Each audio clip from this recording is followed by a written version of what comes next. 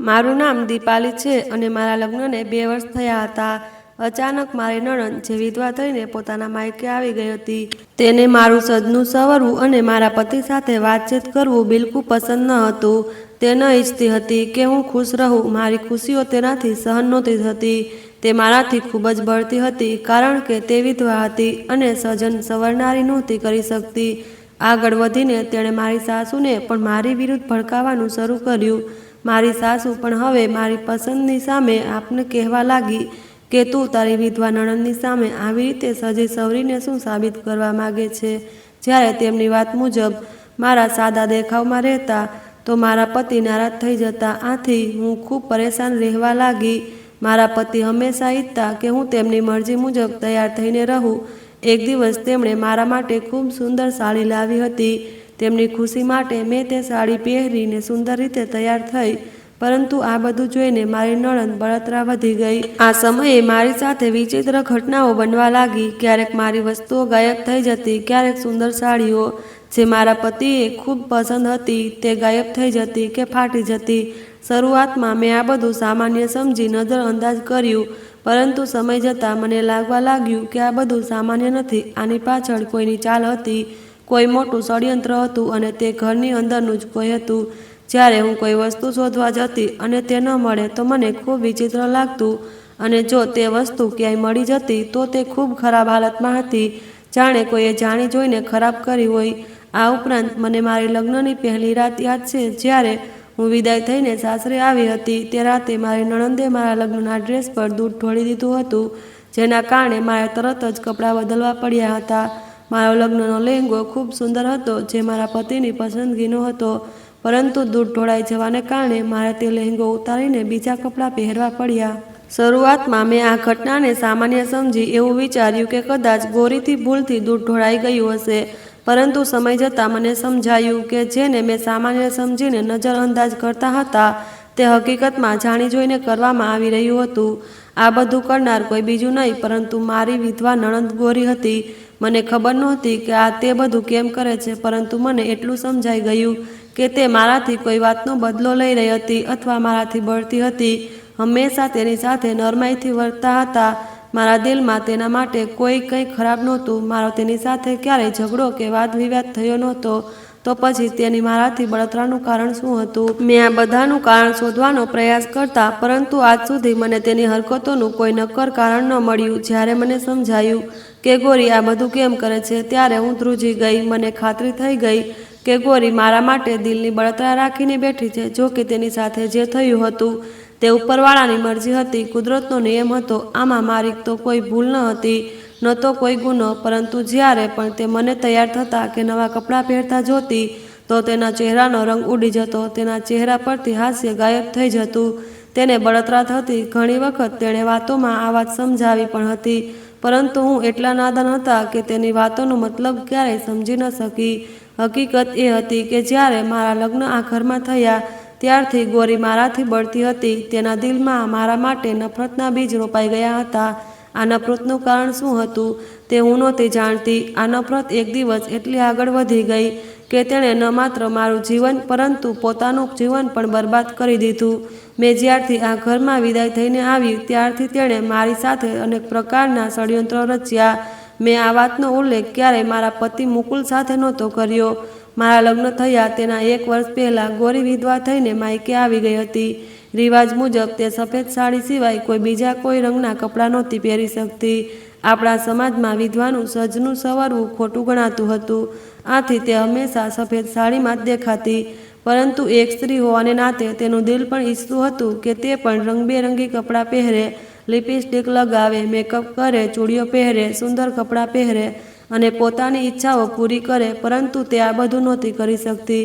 કુદરતે તેને એવી પરીક્ષામાં મૂકી હતી કે તે આ બધાથી દૂર હતી। આપણો સમાજ તેને આ બધું કરવાની મંજૂરી નહોતો આપતો। જ્યારે તે મારાથી આ બધું કરતા જોતી તો તે મારાથી બળતી। તેનું દિલ લલચાતું કે તે પણ આ બધું કરે, પરંતુ સમાજના બંધનોને કારણે તે ચૂપ રહેતી। જ્યારે પણ મને મારા પતિની ઈચ્છા મુજબ તૈયાર થતા કે સુંદર કપડાં પહેરતા તો તેનો મૂડ બગડી જતો।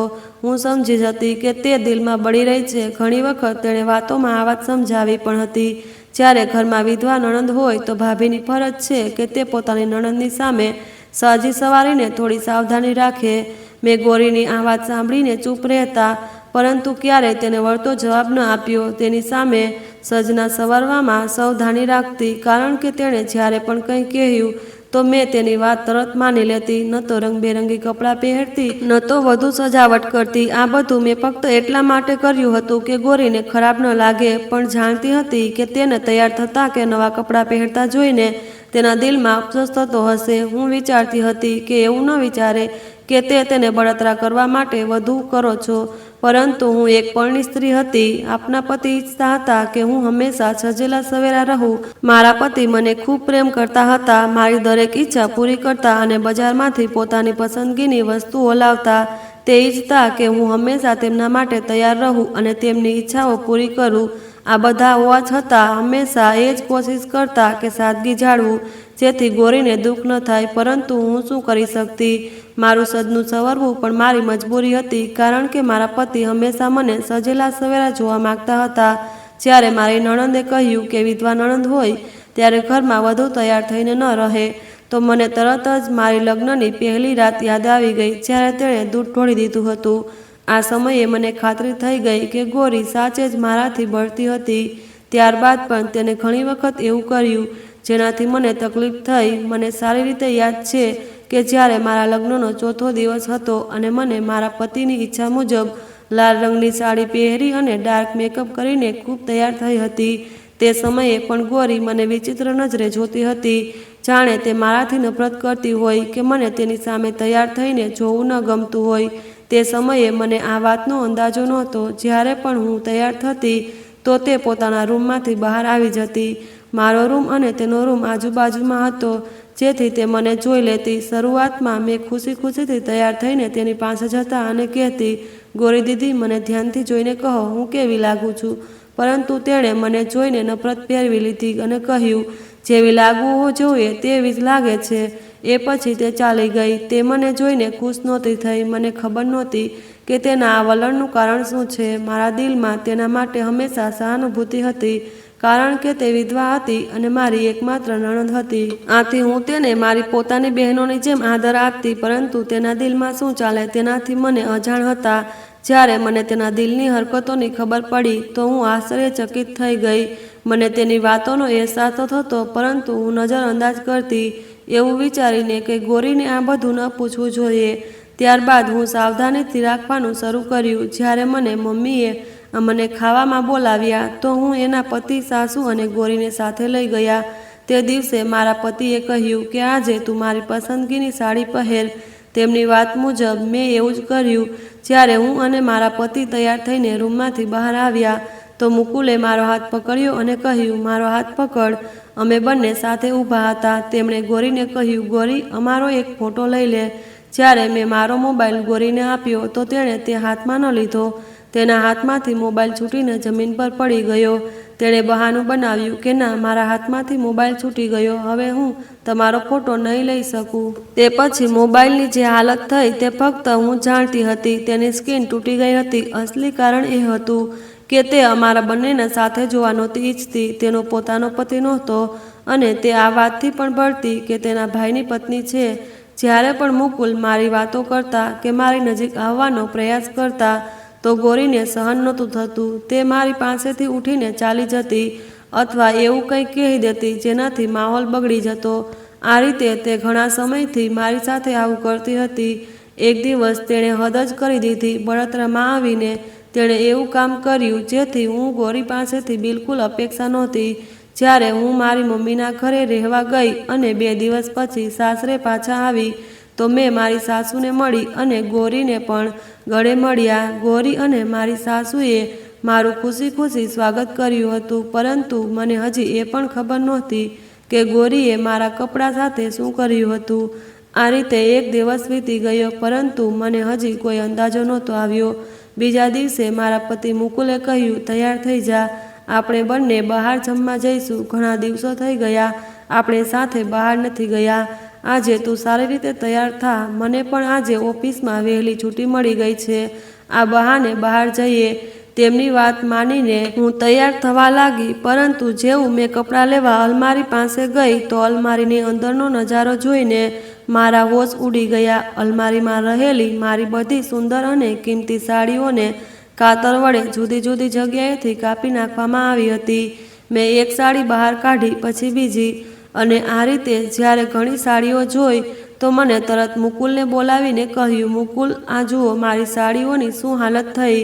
આ શું થયું? હું તો આ બધું બરાબર છોડીને ગઈ હતી.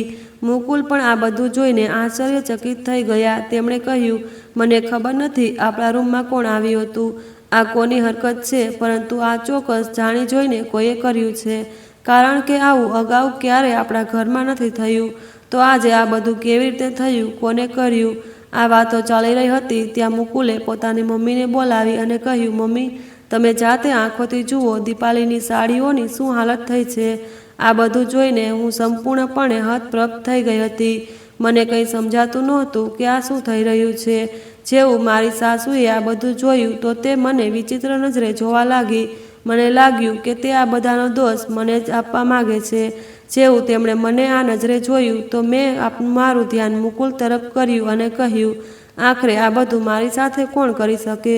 કોણ છે જે મારી ખુશીઓનું દુશ્મન બની ગયો? ત્યારે મારી સાસુએ કહ્યું, જે થવાનું હતું તે થઈ ગયું. તું એક બેદરકાર છોકરી છે, તે જ તારો સામાન બરાબર નહીં રાખ્યો હોય. હવે આ વાતને અહીં જ ખતમ કર. હું આ વિશે ફરી કોઈ વાત નથી સાંભળવા માંગતી. આ વાત આ રૂમમાં જ રહે અને ગોરી આ સુધી વાતનો ઉલ્લેખ ન થાય તો સારું. એટલું કહીને તે ચાલી ગઈ. મેં મુકુલને જોયું અને કહ્યા વગર અલમારી બંધ કરી દીધી. મુકુલે કહ્યું, મમ્મીની વાતનું ખરાબ ન માનતી. તે પણ કદાચ આ બધું જોઈને પરેશાન થઈ ગઈ હશે. હું ચૂપચાપ મારા પલંગ પર બેસી ગઈ. મારી શંકા ગોરી પર હતી. હું જાણી ગઈ હતી કે આ બધું ગોરી જ કરી શકે, કારણ કે તેણે વાતોમાં ઘણી વખત મને એવું કહ્યું હતું. તેની વાતોનો અર્થ હું સમજી ગઈ હતી, પરંતુ તેમ છતાં હું નજરઅંદાજ કરતી હતી. જ્યારે મુકુલ મને પરેશાન જોવે તો તેમને મારા હાથ પોતાના હાથમાં લીધો અને કહ્યું, તારે પરેશાન થવાની જરૂર નથી. ઘરમાં આવી નાની મોટી વાતો થઈ જાય છે. સાડીઓ તો ખરાબ થઈ છે, કોઈ વાંધો નહીં. હું તને નવી ખરીદી આપીશ, બલકે આનાથી પણ સારી લઈ આવીશ. પરંતુ હવે આ વાતનો ઉલ્લેખ તું કોઈની સાથે નહીં કરે. મમ્મીએ પણ કહ્યું છે કે આ વાત રૂમની બહાર ન જાય તો ન જાય.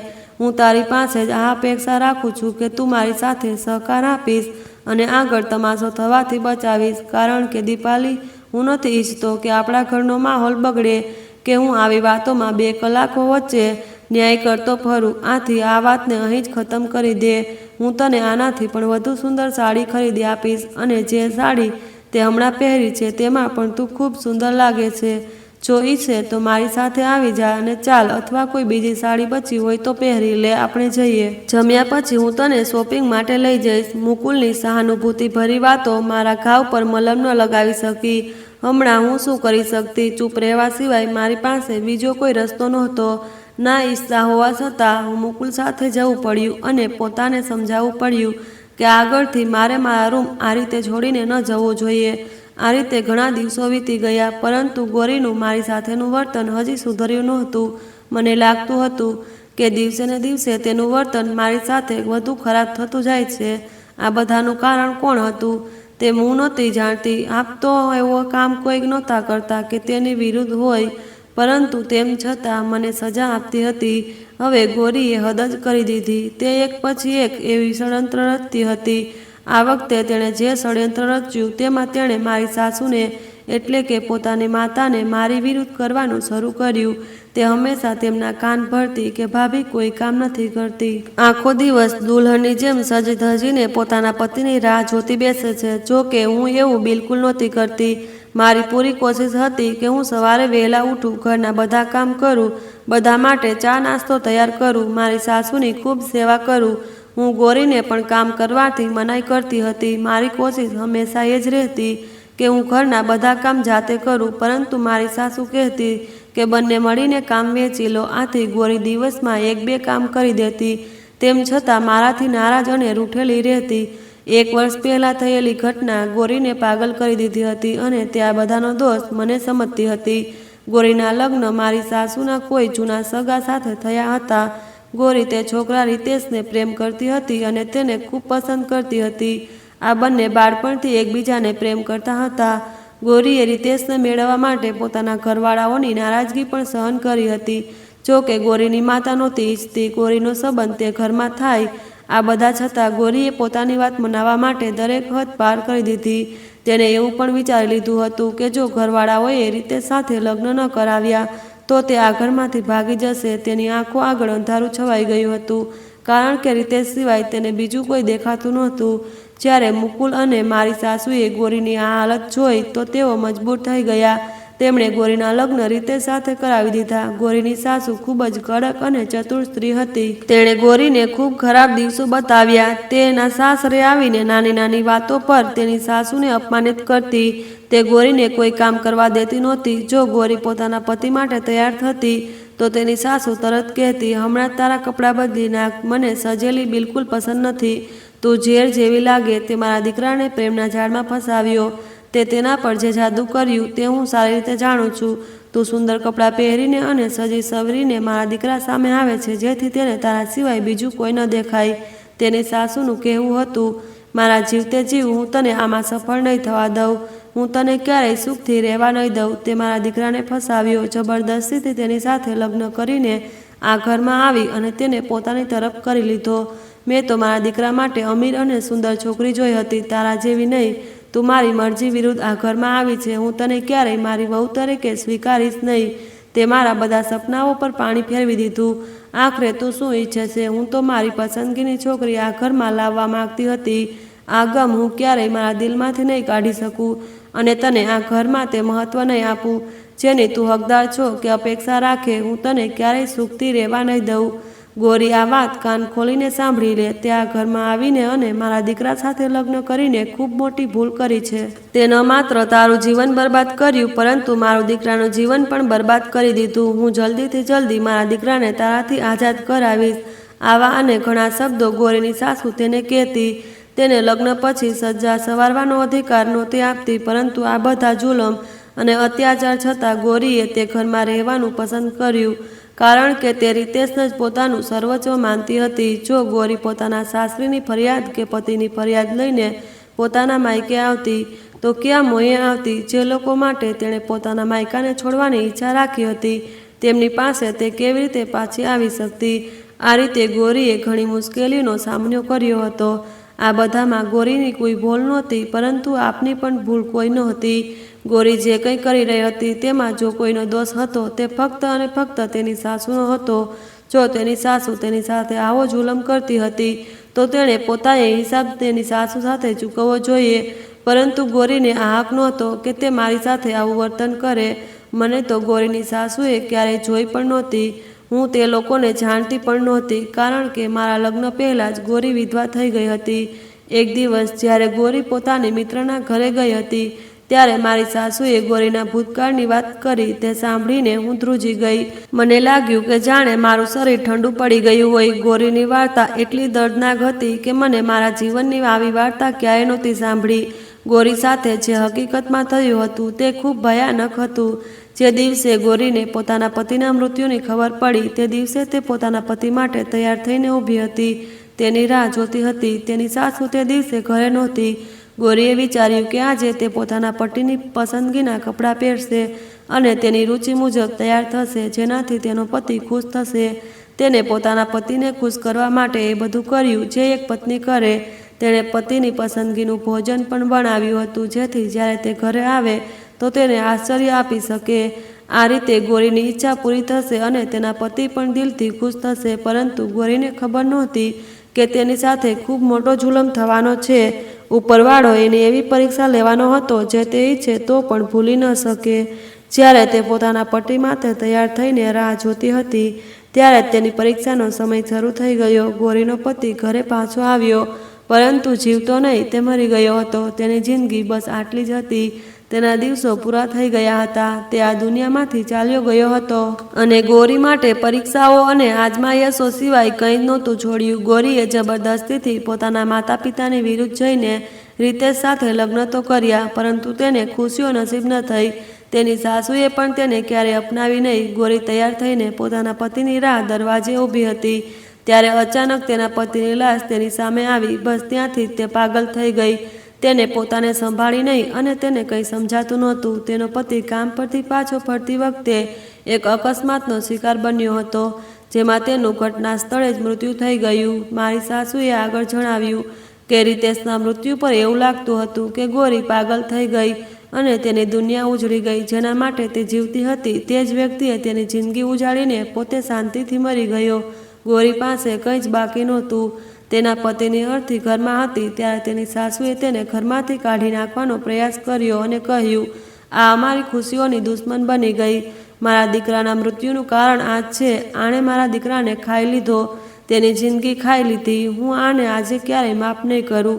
મારા દીકરાએ આની સાથે લગ્ન તો કર્યા, પરંતુ તે ખુશ નહોતો. આ છોકરીએ એક પળ પણ મારા દીકરાને ખુશી ન આપી. આ ડાયન બનીને મારા દીકરાની જિંદગી ખાઈ ગઈ. આથી આને મારા ઘરમાંથી નીકળી જવું જોઈએ. હું આને 5 મિનિટ પણ મારા માટે બરદાસ્ત નહીં કરી શકું. જો અહીં રહી તો મને કંઈ થશે, મારા બાકીના પરિવારને પણ બરબાદ કરી દેશે. આને જોતાં મને મારા દીકરાનું મૃત્યુ યાદ આવતું રહેશે. તે સમય યાદ આવશે જ્યારે હું આને વહુ બનાવીને લાવી હતી. હું નથી ઈચ્છતી કે આપણા ઘરમાં વધુ મુસીબતો આવે. આથી હમણાં જ ગોરીને આ ઘરમાંથી કાઢી નાખો. ગોરી તે સમયે પોતાના હોશમાં પણ નહોતી. તેને કંઈ ખબર નહોતી તે પોતાની સાસુની વાતોને દિલ પર કેવી રીતે લે. તે હોશો હવાસ તો ખતમ થઈ ગયા હતા. તે મૃતદેહની જેમ પડી રહેતી. તેને ન તો દિવસનું ભાન હતું ન રાતનું. તેને તો દિમાગના દોરા પડવા લાગ્યા હતા. ગોરીની તે દિવસોની જે હાલત થઈ હતી એવી હાલત ઉપરવાળો કોઈની ન કરે. મારી સાસુએ કહ્યું, વહુ તો હું તારી વહુ છો. જ્યારે પણ મને મારી દીકરીનો તે સમય યાદ આવે તો હું ધ્રુજી જાઉં છું. મારી દીકરીએ ઘણું બધું જોયું, ઘણો ગમ સહન કર્યો. જો અજાણતા તે તારી સાથે કોઈ વાત કરે તો ભગવાનના ખાતર તેને માફ કરી દેજે. આ હવે આ દુનિયામાં જીવવા લાગી. પહેલાં તો તે કોઈની સાથે વાત પણ નહોતી કરતી, કંઈ ખાતી પીતી નહોતી. તેને પોતાનું હોશ જ નહોતું. બસ એક જ હાલતમાં પોતાની જિંદગી ગુજારી રહી હતી. ઘણી વખત તેણે આત્મહત્યાનો પ્રયાસ પણ કર્યો, પરંતુ ઉપરવાળો તેને લાંબુ જીવન આપે. હું દર વખતે સમયસર પહોંચી જતી અને તેને બચાવી લેતી. આથી હું હંમેશા તેની સાથે પડછાયાની જેમ રહું છું, એ વિચારીને કે ક્યાંક તે પોતાની સાથે કંઈક ન કરી બેસે. હું તને બધું સમજાવું કે ગોરીની વાતોને દિલ પર ન લે. જ્યારે મેં મારી સાસુના મોઢેથી ગોરીની દર્દનાક વાર્તા સાંભળી તો મારી આંખો ભીની થઈ ગઈ. હું તેમની નજીક ગઈ, તેમને ગળે લગાવી અને કહ્યું, મમ્મીજી, હું જાણું છું કે એક માને પોતાની ઓલાદનો ગમ રૂદ કરી દે છે. હું જાણું છું કે તમારી સાથે પણ આ બધું થયું. મને માફ કરજો. હું એક પરણિત છોકરી છું. સજનું સવરવું બની ઠણીને રહેવું આ બધું મારો હક છે અને તમારા દીકરાનો આમાં શું દોષ? તે પોતાની પત્નીને પોતાની રીતે રાખવા ઈચ્છે, સજની સવરવીને જોવા ઈચ્છે, તો હું તેની ઈચ્છા કેવી રીતે ન પૂરી કરું? મારી વાત સાંભળીને મારી સાસુ પૂર્ણપૂર્ણ ચૂપ થઈ ગઈ અને મારી વાત સમજી ગઈ. આ વાત ચાલી રહી હતી ત્યારે ગોરી ઘરે આવી. તે ફરી વિચિત્ર નજરે જોવા લાગી. હું ત્યાંથી ઉઠી અને પોતાના રૂમમાં આવી ગઈ, પરંતુ ગોરીના ભૂતકાળે મને હચમચાવી દીધી. હું ડરી ગઈ કે ક્યાંક ગોરી બળતરામાં આવીને મારી સાથે કંઈક ખરાબ ન કરી બેસે. હું જાણતી હતી કે જે ઈચ્છાઓ પૂરી ન થઈ શકે તો તે મને અને મારા પતિને પતિ પત્ની તરીકે ખુશ અને હસતા રમતા જોઈને ખુશ અને ખરાબ અનુભવે. તેને મારી ખુશી હજમ થતી નથી, કારણ કે તેની સાથે પણ ખરાબ થયું હતું અને તે મને પણ તે નજરથી જોતી હતી. મારી સાસુએ જે રીતે આજે તેનો ભૂતકાળ કહ્યો અને ગોરીની હરકતોને નજરઅંદાજ કરવાનું કહ્યું, તેનાથી હું જાણી ગઈ કે ગોરી ચોક્કસ મારી સાસુ સાથે મારા વિશે કંઈક ને કંઈક વાતો કરતી હશે. પરંતુ હું ચૂપ રહી ગઈ. મેં ધ્યાન રાખ્યું કે બીજી તરફ લઈ ગયા અને મારી સાસુ સુખી જિંદગી વિશે વિચારવા લાગ્યા. મેં વિચાર્યું કે આજે હું મારા પતિ માટે સારી રીતે તૈયાર થઈશ. જ્યારે તે રૂમમાં આવશે તો હું તૈયાર થઈને બેસીશ અને મારા રૂમમાં જે તેને ખુશીનું ધ્યાન રાખીશ, કારણ કે હું જાણી ગઈ હતી કે મારી સાસુને પણ હવે મારું બની ઠણીને રહેવું ગમતું નથી. આથી આજે રાત્રે મારા રૂમમાં જ તૈયાર થવાનું નક્કી કર્યું. મારા પતિને મારી આ અદા ખૂબ ગમી અને તેમણે કહ્યું, મને લાગે છે કે તું આપણા ઘરની પરિસ્થિતિ સમજવા લાગી.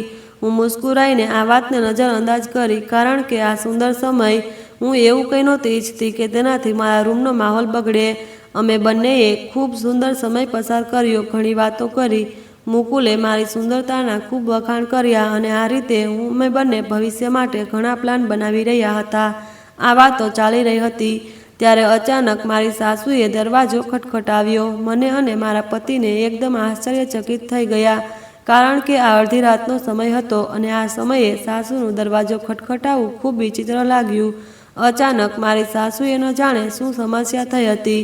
આ પરેશાનીમાં મારા પતિ ઝડપથી દરવાજા તરફ દોડ્યા અને દરવાજો ખોલ્યો. સામે મારી સાસુ ઊભી હતી. તેમણે કહ્યું, બેટા જલ્દી આવો, તમારી બહેનની તબિયત ખૂબ ખરાબ થઈ ગઈ છે, આવીને જુઓ, તેને કંઈક થયું, જલ્દી તેને ડૉક્ટર પાસે લઈ જાઓ. જેવું તે ગોરી વિશે આ સાંભળ્યું તો તે કંઈ બોલ્યા સંભાળી શક્યા. મને વિચાર આવ્યો કે હું આ કપડાં ઉતારી દઉં અને જે તૈયારી કરી તે પણ મોં ધોઈને ઉતારી દઉં. ગોરીની પરેશાનીમાં હું ઝડપથી પોતાનો હુલિયો ઠીક કર્યો અને મારા પતિ અને સાસુની પાછળ દોડી ગઈ. જેવું હું ગોરીના રૂમમાં પહોંચ્યા તો તે બિલકુલ સહી સલામત પોતાના રૂમમાં બેઠી હતી. તે રડી રહી હતી, ખૂબ વિચિત્ર વાતો કરી રહી હતી. કદાચ તે જાણી જોઈને આ બધું કરી રહી હતી અથવા તે પોતાના ભાઈ અને એના જીવન નજીક ના આપતા જોઈ શકતી નહોતી. જ્યારે હું તેની પાસે ગઈ તો તેણે કહ્યું, ભાઈ, મારા માથામાં ખૂબ તીવ્ર દુખાવો થઈ રહ્યો છે. એવું લાગે છે કે હમણાં મને કંઈક થઈ જશે. મને શ્વાસ પણ અટકીને આવે છે. મુકુલે તેને એક ઊંઘની ગોળી આપી અને કહ્યું, આ ખાઈને સૂઈ જા, તું બિલકુલ ઠીક થઈ જઈશ. હું બધા ઘણીવાર તેના રૂમમાં બેસી રહ્યા. જ્યારે તે ગાઢ નિદ્રામાં સૂઈ ગઈ ત્યારે હું પોતાના રૂમમાં પાછા આવ્યા. મારી સાસુ વારંવાર મને જોતી હતી અને ગોરી પણ મને જોઈને મુસ્કુરાતી હતી તો ક્યારેક પોતાના ભાઈ તરફ જોઈને રડવા લાગતી. તેના મુસ્કુરાવાથી મને લાગ્યું કે કદાચ તેણે આ બધું નાટક કર્યું છે અને આ એક ષડયંત્ર છે. મને બધું સમજાઈ ગયું, પરંતુ હું ચૂપ રહી ગઈ અને સૂઈ ગઈ. તે પછી મુકુલ પણ સૂઈ ગયા અને બધી વાતો અધૂરી રહી ગઈ. મેં મારા કપડાં પણ બદલી લીધા હતા. નિરાશા અને ઉદાસી સાથે હું સૂઈ ગઈ. આ રીતે દિવસો પસાર થઈ રહ્યા હતા, પરંતુ દરેક ગુજરતો દિવસ મારા માટે નવી અજમાયશ અને પરીક્ષાનું કારણ બનતો હતો. ક્યારેક ગોરી મારી સાથે કંઈક કરતી તો ક્યારેક કંઈક. ન જાણે તેના મગજમાં શું ચાલી રહ્યું હતું જેના કારણે તે આ બધું કરી રહી હતી. એક દિવસ જ્યારે હું શીશા સામે બેસીને મેકઅપ કરી રહી હતી ત્યારે ગોરી મારા રૂમમાં આવી અને મને કહેવા લાગી, એમ તો તું ખૂબ બેશરમ છે. તારી સાથે અત્યાર સુધી ઘણું બધું થઈ ગયું, પરંતુ તું આ બધું કરવાથી બાદ નથી આવતી. મમ્મીએ તને કેટલી વાર કહ્યું કે આ બધું ન કર, પરંતુ તે જ કરે છે જેનાથી તને મનાઈ કરવામાં આવે. આ બધું કરવાથી તને સુકૂન મળે છે. જ્યારે હું તને આવું કરતી જોઉં તો હું તડપી ઉઠું. મને મારા ભૂતકાળની બધી વાતો યાદ આવી જાય. હું ધ્રુજી જાઉં છું. મારું દિલ કરે કે તને આ જ વખતે ઘરમાંથી નીકાળી દઉં, પરંતુ હું ચૂપ રહું છું. મારા ભાઈના કારણે મજબૂર છું. તે તારી સાથે એટલો પ્રેમ કરે છે કે મારા હાથમાં તો કંઈ નથી. પરંતુ ભાભી, તું એક વાત યાદ રાખજે, જો તું આ બધું ચાલુ રાખીશ અને આ હરકતોથી બાદ નહીં આવે તો હું પણ કંઈક કરવાથી બાદ નહીં આવું. હું તેની વાતો ચૂપચાપ સાંભળતી રહી. જ્યારે તેણે મને આ બધું કહ્યું અને ધમકી આપી તો હું આશ્ચર્યથી એની તરફ જોવા લાગી. મેં કહ્યું, ગોરી, આખરે તું મારી સાથે આ બધું કેમ કરે છે?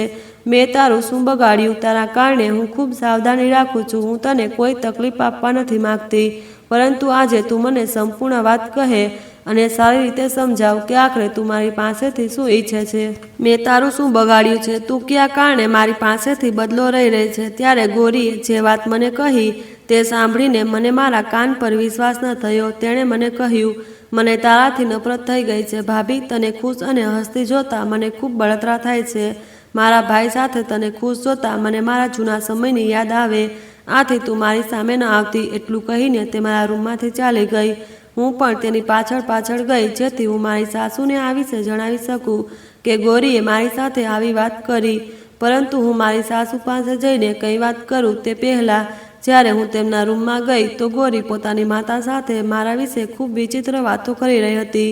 હું પણ વિચાર્યા વગર ત્યાં ચાલી ગઈ. ત્યારે ગોરીએ પોતાની માતાને કહ્યું, મમ્મી, તમે જુઓ, આ તમારી સામે છે. હમણાં જ આને મને કહ્યું કે તે મને બળવા માટે તૈયાર થાય અને જાણી જોઈને મારી સામે આવે છે, જેથી મને તકલીફ થાય. આને જોતાં મને દુઃખ થાય અને મારો ભૂતકાળ યાદ આવે. તે સમય યાદ આવે જ્યારે મારી સાસુ મને આ બધું કરવાથી રોકતી હતી અને જે રીતે આ સજી સવરીને રહે તે બધું હવે હું નથી કરી શકતી. ત્યારે મારી સાસુએ મને નફરતભરી નજરે જોયું. મેં કહ્યું, મમ્મીજી, તમે તેની વાતો પર વિશ્વાસ ન કરો. આ જૂઠું બોલે છે. મેં તેની સાથે આવું કંઈ નથી કહ્યું, બલકે આણે જ મને ઢગલો વાતો સંભળાવીને આવી છે. જો કે ગોરી ખૂબ ખોટી વાતો કરતી રહી હતી. હું તે જ બધી વાતો તમને કહેવા માટે અહીં આવી, પરંતુ સમસ્યા એ છે કે આ જે વાતો કહે છે તેવું કંઈ અમારી વચ્ચે થયું નથી. ત્યારે મારી સાસુએ મને ગુસ્સાથી જોતા કહ્યું, મને તારાથી આવી અપેક્ષા નહોતી દીપાલી. મેં તને આ બધું કહ્યું હતું અને સમજાવ્યું પણ હતું કે આવું ન કર, પરંતુ તું તારી હરકતોથી બાદ ન આવી.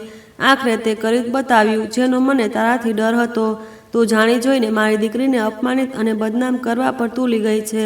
તું ઈચ્છે કે તેનો ભાઈ તેની વિરુદ્ધ જય થઈ જાય અને આપણા ઘરનો માહોલ બગડે, પરંતુ હું આવું નહીં થવા દઉં.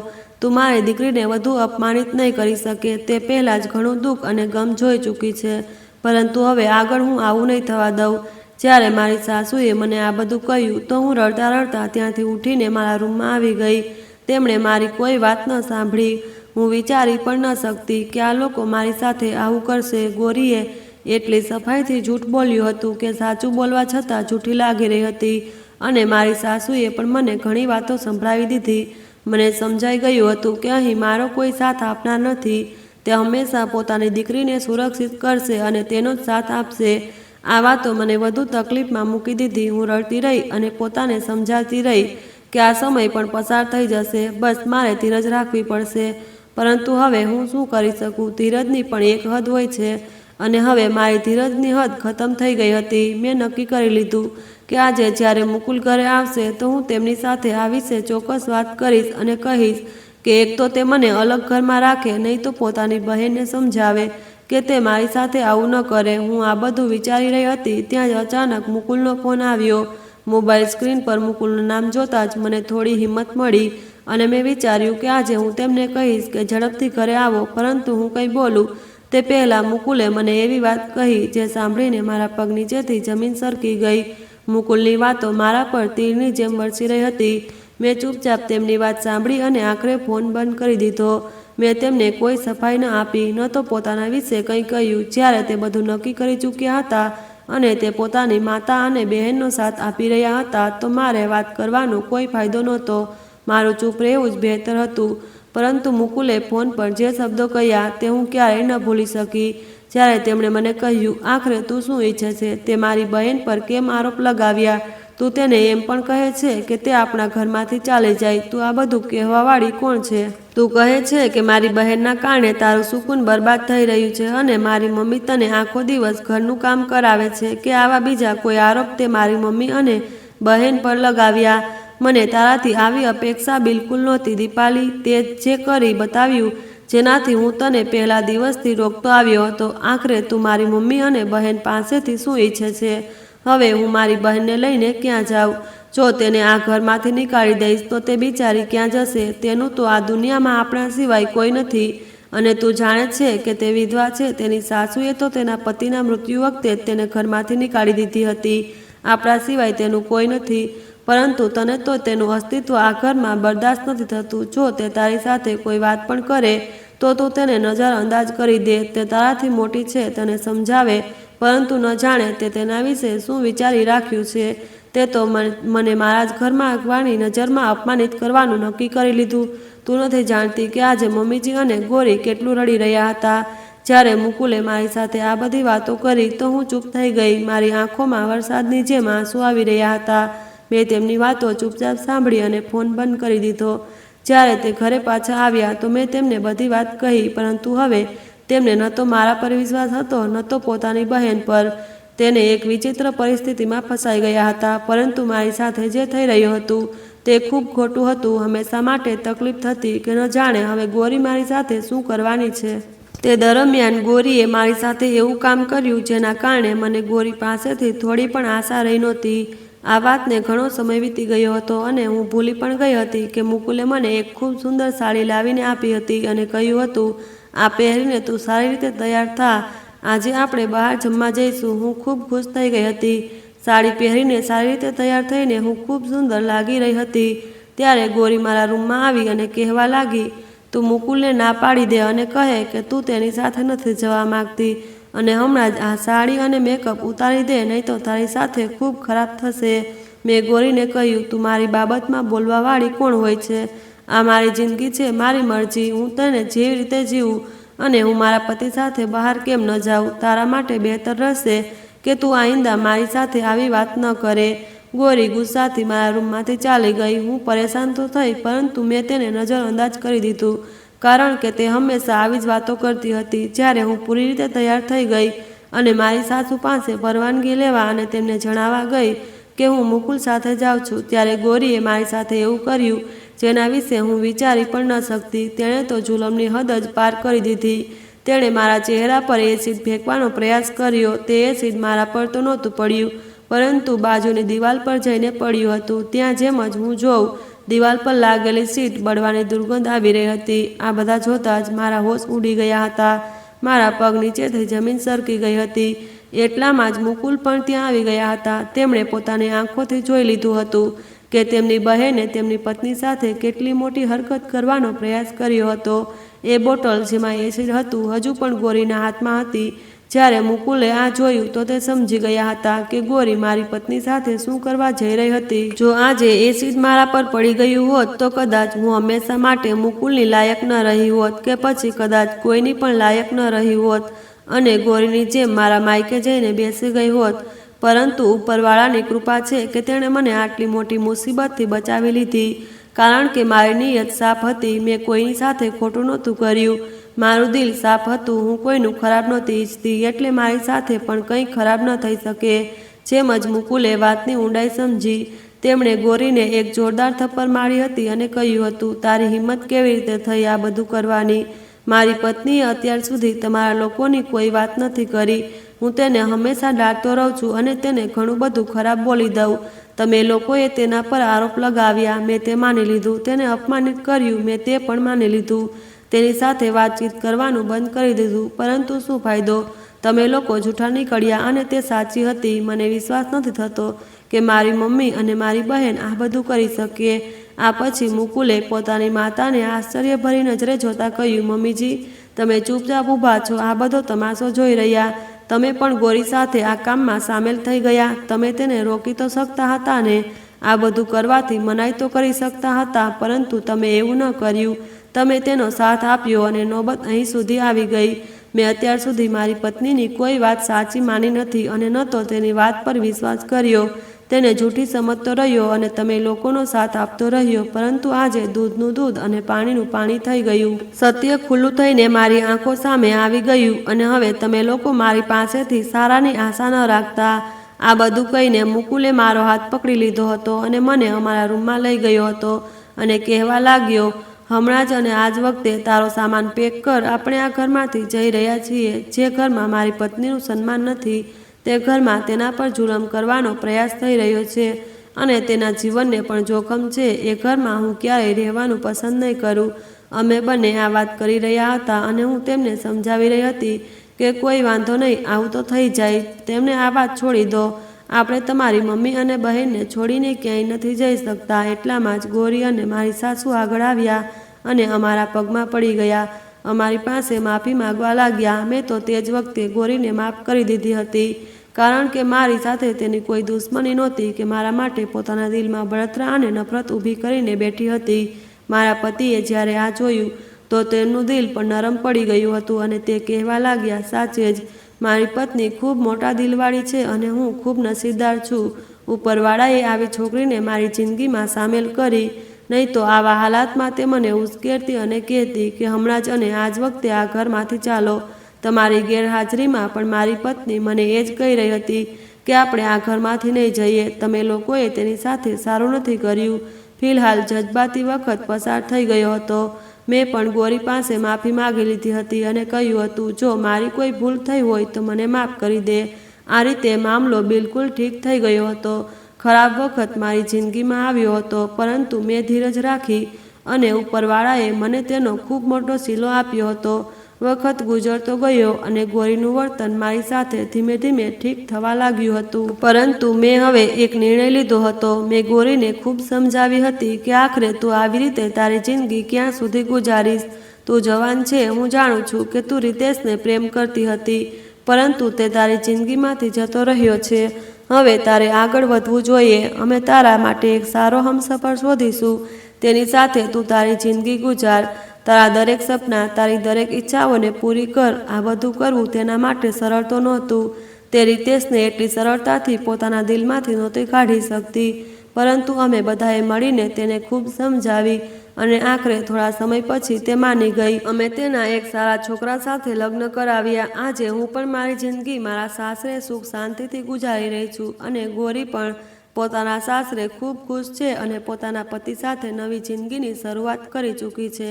મિત્રો, આશા છે કે તમને અમારી વાર્તા ગમી હશે. જો વાર્તા ગમી હોય તો વિડીયોને લાઈક કરો અને ચેનલને સબસ્ક્રાઈબ કરવાનું ભૂલતા નહીં. આભાર.